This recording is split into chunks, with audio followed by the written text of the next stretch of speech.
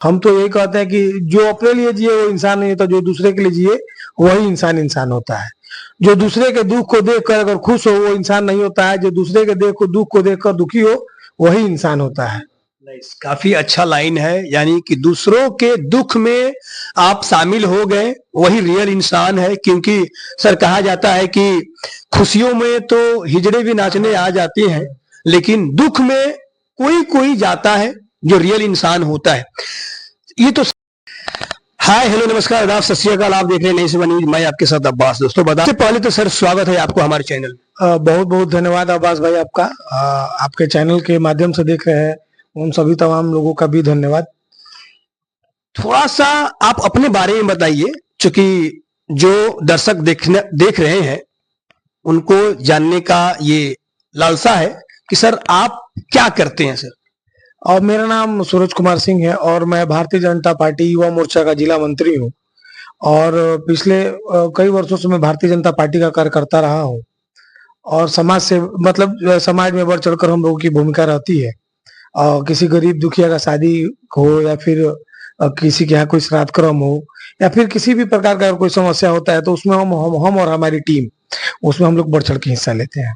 और आप social media पे देखते भी होंगे, सोशल मीडिया पे अक्सर आपका जो वीडियोस वगैरह देखा जाता है कि गरीब बच्चियों को शादी हो या फिर किसी प्रकार का सहायता हो, आपका चेहरा एकदम सामने रहता है।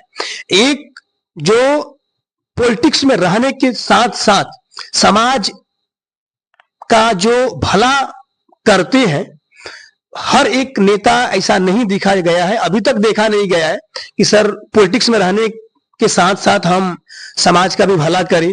क्योंकि कहने के लिए बहुत सारे लोग हैं लेकिन करने के लिए ऐसा कोई दिखा अभी तक नहीं। लेकिन आपका चेहरा हमेशा सोशल मीडिया पे सुर्खियों में बना रहता है, उससे आपको सर क्या मिलता है? देखिए क्या है कि मेरे पिताजी हमको हमेशा से कहते हैं कि अपने लिए तो मान लीजिए कि कोई भी जीता है, जो दूसरों के लिए जिए वही इंसान होता है।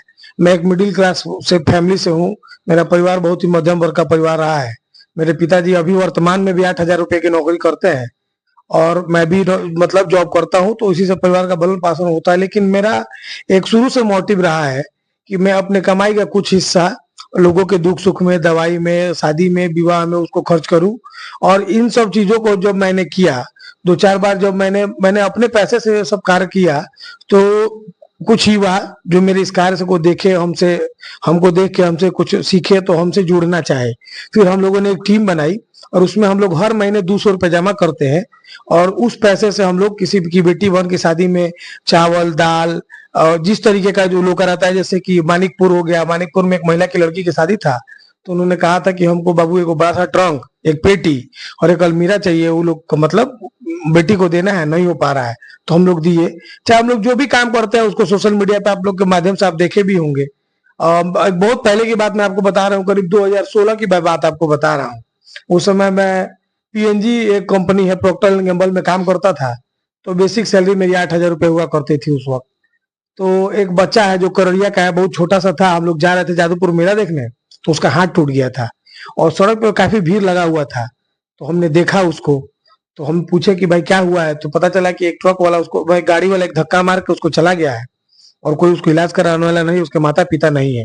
एक बुजुर्ग 85 साल की महिला उसकी दादी थी, अभी वो एक्सपायर कर गई। हम जाते आते हैं, मिलते हैं वो।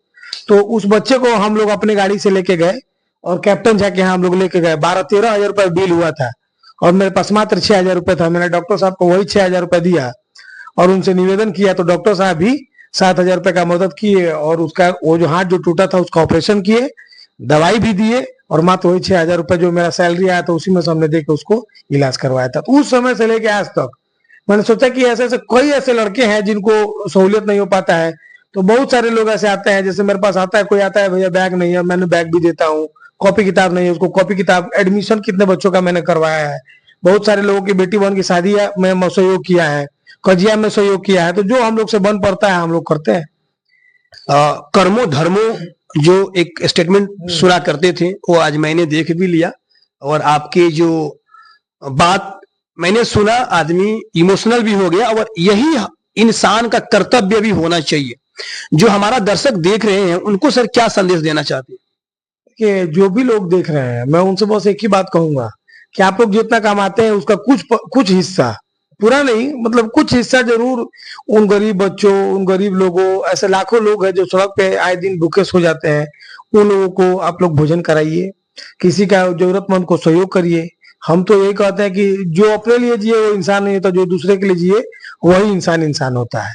जो दूसरे के दुख को देखकर अगर खुश हो वो इंसान नहीं होता है, जो दूसरे के दुख को देखकर दुखी हो वही इंसान होता है।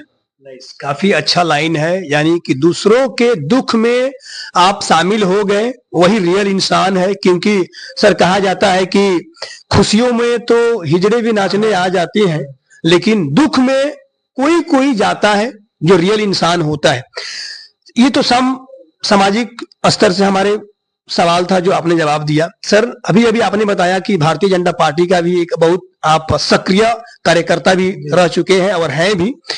अभी सर चुनावी माहौल पूरा गरमाया हुआ है, किसी को कोई गाली दे रहा है, किसी को कोई गाली दे रहा है, अजीब टाइप का जो एक माहौल छाया हुआ है, और ये हर बार चुनाव के टाइम ही आता है। इस पे आपका क्या विचार है? देखिए क्या है कि मैं पूरे पार्टी पे बात कर रहा हूँ, मैं किसी एक पार्टी का नहीं, मैं भाजपा का हूँ तो ऐसा नहीं, मैं सभी को बोल रहा हूँ, किसी भी मन से किसी के भी परिवार को गाली देना, किसी की माता बहन बेटी को गाली देना, ये बहुत ही गलत बात है। राजनीति का स्तर इतना गिर चुका है कि आजकल, पहले हम लोग राजनीति मतलब हम लोग छात्र राजनीति से हैं, हम लोगों के टाइम में दूसरा राजनीति था, आज दूसरा राजनीति हो गया है। आज का राजनीति बहुत अजब हो गया है, भरे मंच से माँ बहन को गाली दी जाती है, ये एकदम निंदनीय है। किसी के भी माँ बहन होती है, किसी के भी माँ बहन को गाली देने का कोई अधिकार नहीं है। लोकतंत्र में हर व्यक्ति को उसके अभिव्यक्ति की आजादी है, लेकिन इसका मतलब ये नहीं है कि आप किसी की भी माँ बहन को गाली भरे मंच से दें। किसी की भी, मैं किसी के भी पार्टी के और किसी भी लोगों के बारे में बोल रहा हूँ, और कोई भी ऐसा करता है तो ये निंदनीय है।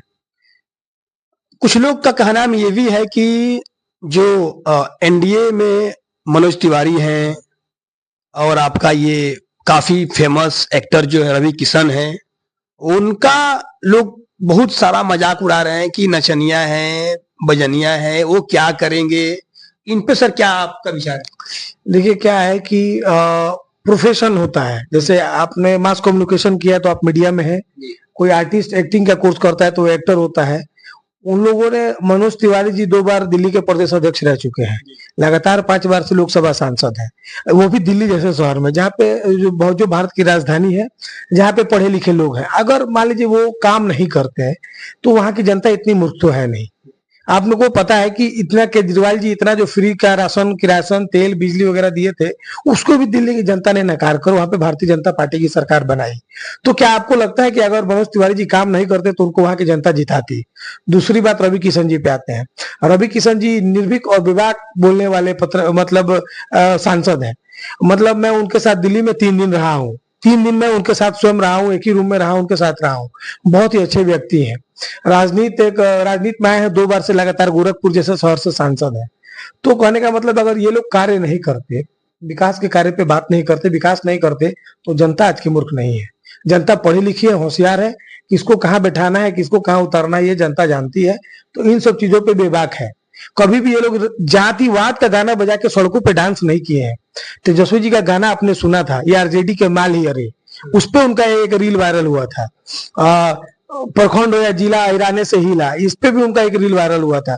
तो इन सब चीजों पे कभी उन्होंने जातिगत गाने पे बना के रील ये सब वो पोस्ट नहीं किया है। ठीक है, हम मानते हैं कि हर व्यक्ति को उसके अभिव्यक्ति की आजादी, आप घूम सकते हैं, फिर सकते हैं, नाच सकते हैं, गा सकते हैं, लेकिन जातिवाद गाने पे नाच सकते हैं, जातिवाद गाने पे बजा सकते हैं, तो ये सही नहीं है। और कुछ दिन पहले हमारे एक बंदी था प्रधानमंत्री जी की मां को गाली देने के वजह में, तो मैंने देखा कि राजद के बहुत सारे ऐसे लोग हैं जिन्होंने बताया कि बंदी असफल रही। उन लोगों को तो ये तक नहीं पता है कि बंदी कितने घंटों तक थी, कितने घंटों का बंदी था। मात्र 4 घंटे की बंदी थी, 7 बजे से लेकर 11 बजे तक।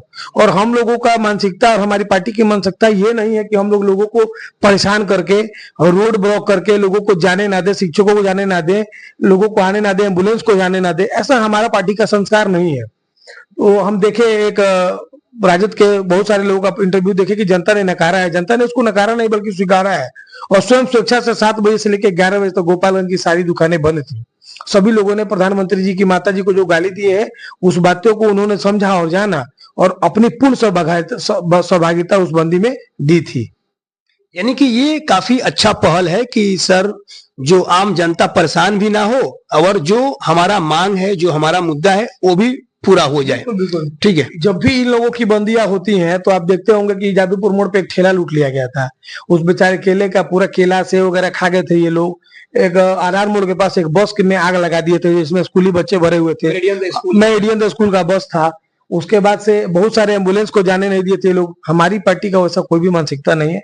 हम लोग जाने देते थे कि क्या होता है कि 100 में कहीं एक जगह 2 जगह हो जाता है तो ये लोग उसको एजेंडा बना के उसी को चलाते हैं, लेकिन इनका 100 जगह में 100 जगह ऐसा होता है।